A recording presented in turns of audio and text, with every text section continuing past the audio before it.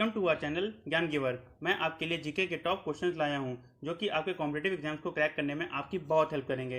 इन questions के साथ additive information भी लाया हूं जो कि आपके लिए बेहद इंपॉर्टेंट है। अगर आपने मेरे चैनल ज्ञान गिवर को अभी तक की सब्सक्राइब नहीं किया है तो प्लीज़ मेरे चैनल ज्ञान गिवर को आप सब्सक्राइब करें एंड बेल आइकन को प्रेस करना ना भूलें। इससे आपको मेरी नेक्स्ट वीडियो की नोटिफिकेशन मिलेगी। और हाँ, वीडियो को लाइक और शेयर करना ना भूलें। चलिए चलते हैं आज के फर्स्ट क्वेश्चन पे। तो फर्स्ट क्वेश्चन कह रहा है कि vice president is a member of which house of the Indian parliament. तो गाइस इसका आपके पास चार ऑप्शन है इसमें। Lok Sabha, Rajya Sabha, both houses, is not a member of any houses. So guys इसका डी वाला आंसर होगा is not a member of any house. Guys constitution के आर्टिकल 64 में लिखा हुआ है कि जो वाइस प्रेसिडेंट है shall not hold any office of profit. So guys आपके आर्टिकल 64 के तहत कोई भी हाउस को वो नहीं एक्वायर करेगा। सो गाइस इसका आंसर हो जाएगा is not a member of any house. और गाइस आपको ये भी पता होना चाहिए कि आर्टिकल 63 के संविधान के आर्टिकल 63 के तहत लिखा गया है there shall be a vice president of India. So guys article 63 कहता है कि भारत में एक वाइस प्रेसिडेंट भी होगा। गाइस इनका टेन्योर कितना होता है? टेन्योर होता है इनका 5 years.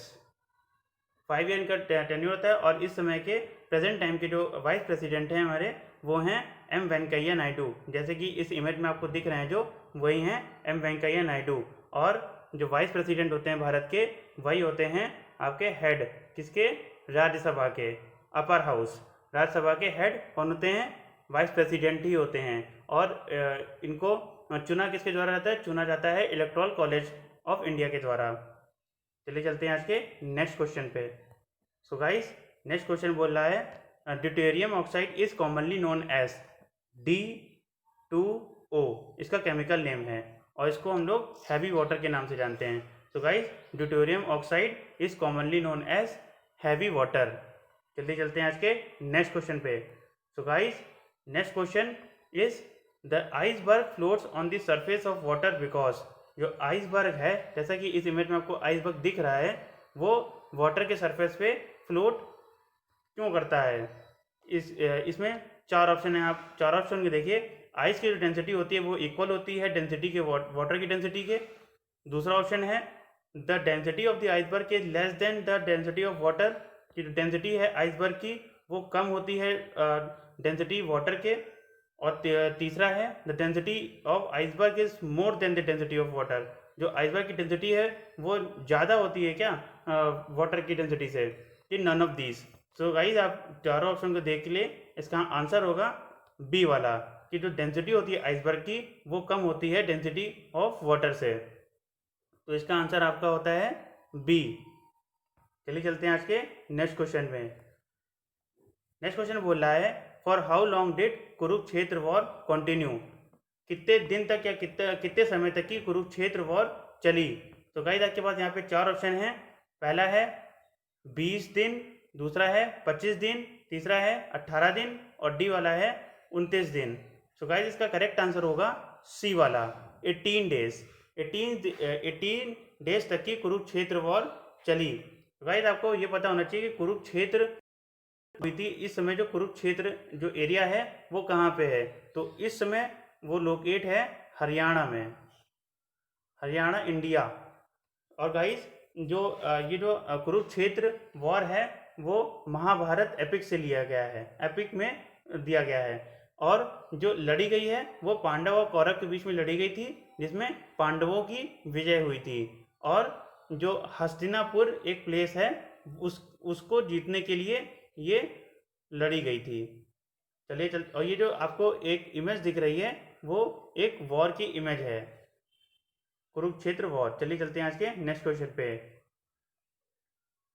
Who was the leader of Ghadar party? Ghadar party जिसको कि हम लोग पैसिफिक कोस्ट हिंदुस्तान एसोसिएशन पहले बोलते थे और फिर गदर पार्टी उसका नाम पड़ गया। इसको जो लीडर थे वो आपके इसमें चार ऑप्शन है। इसमें करेक्ट आंसर होगा बी वाला लाला हरदयाल। ये इसके लीडर थे। और ये फॉर्म कब हुई थी? 1913 में ये फॉर्म हुई थी। कहाँ पर? UN, United states, US guys US होगा यूनाइटेड स्टेट्स।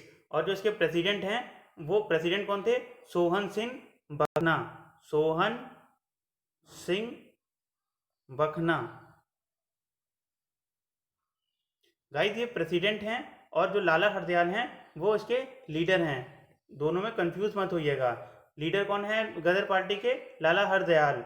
और जो इसके प्रेसिडेंट हैं वो हैं सोहन सिंह बखना।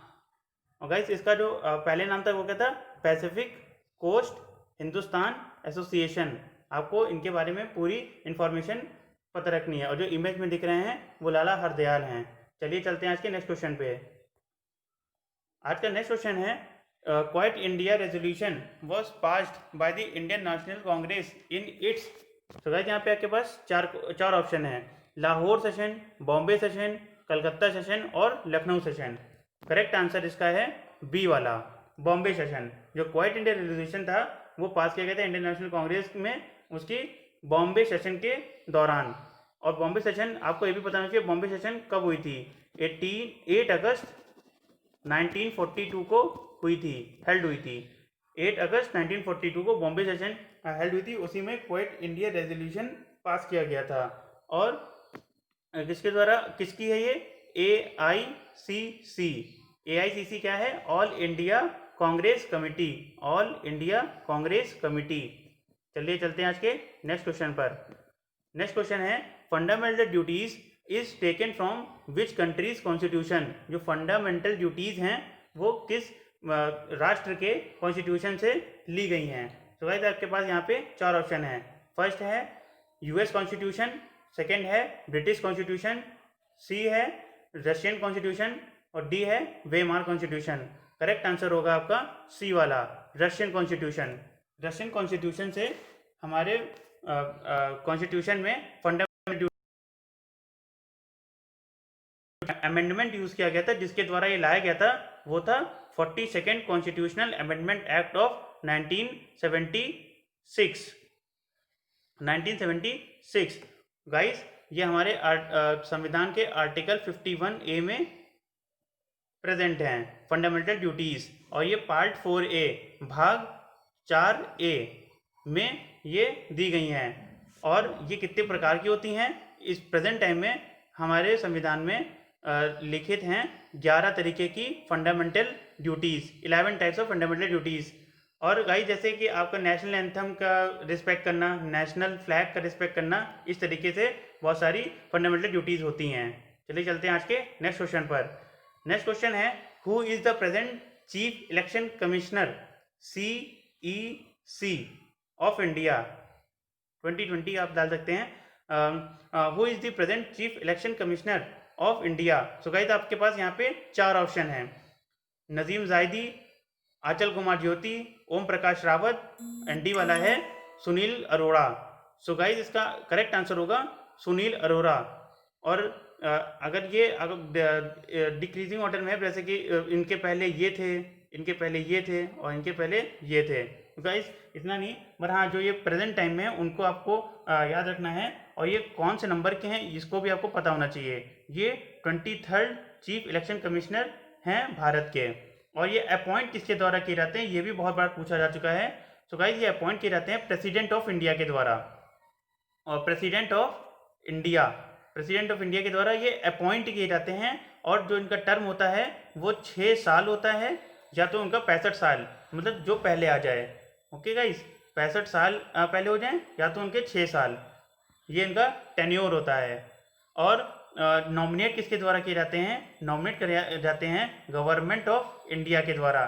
तो दोनों ही चीज़ें आपको याद रखनी है कि अपॉइंट प्रेसिडेंट ऑफ इंडिया के द्वारा किए जाते हैं और नॉमिनेट गवर्नमेंट ऑफ इंडिया के द्वारा किए जाते हैं। चलिए चलते हैं आज के नेक्स्ट क्वेश्चन पर। गाइस नेक्स्ट क्वेश्चन है good governance day is celebrated on. जो गुड गवर्नेंस डे है वो किस तारीख को मनाया जाता है? तो गाइस पहला ऑप्शन है 25 नवंबर, दूसरा है 25 दिसंबर, तीसरा है 25 अक्टूबर एंड लास्ट इज 25 जनवरी। और सर गाइस बी वाला इसका करेक्ट आंसर होगा 25 दिसंबर। तो 25 दिसंबर को गुड गवर्नेंस डे सेलिब्रेट किया जाता है। और किसकी मेमोरी में किया जाता है, क्यों मनाया जाता है गुड गवर्नेंस डे? तो वो मनाया जाता है आपके अटल बिहारी वाजपेयी जी की मेमोरी में। और ये 2014 से मनाया जा रहा है।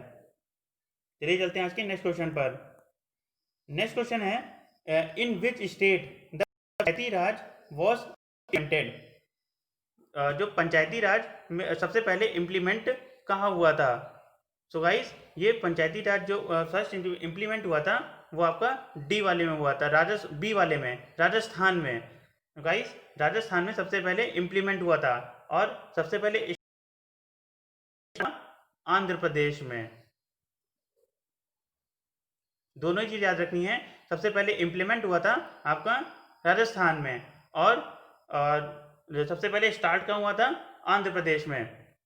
राजस्थान में कब हुआ था और कहाँ हुआ था? सो गाइस ये 2 अक्टूबर 1959, ये डेट बहुत इंपॉर्टेंट है। 2 अक्टूबर, ये 20 नहीं है, 2 है। 2 अक्टूबर 1959 और कहाँ हुआ था? नागौर डिस्ट्रिक्ट, नागौर में, नागौर डिस्ट्रिक्ट में 2 अक्टूबर 1959 राजस्थान। और ये किसके द्वारा किया गया था? Late prime minister Jawaharlal Nehru ji के द्वारा।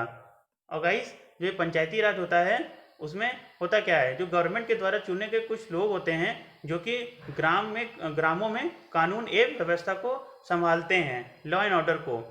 और गाइस जो ये कितने प्रकार की होती है ये भी आप देख लीजिए। जो पंचायती राज व्यवस्था होती है वो 3 प्रकार की होती है, जो कि डिस्ट्रिक्ट लेवल की और आपके मंडल परिषद या तो मंडल समिति जो कि है ब्लॉक लेवल की, और आपकी सबसे बाद में होती है ग्राम पंचायत जो कि विलेज लेवल की होती है।